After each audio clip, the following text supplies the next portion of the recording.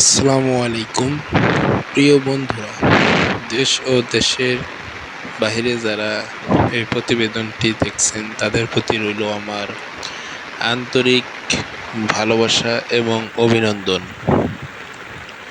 আশা করি আপনারা সবাই ভালো আছেন। আজ আমি আপনাদের মাঝে যে শশার জাতটি রোপণ করেছি তা হলো বাংলাদেশের সুনামধন্য স্মার্ট কৃষি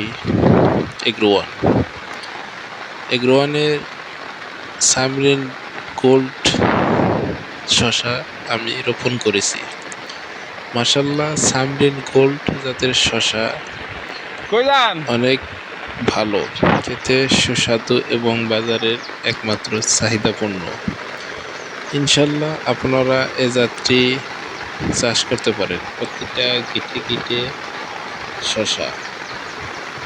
তো আপনি যদি শশা চাষ করতে চান তাহলে অবশ্যই আপনাকে শশা চাষের সম্পর্কে আপনাদের ধারণা থাকতে হবে এবং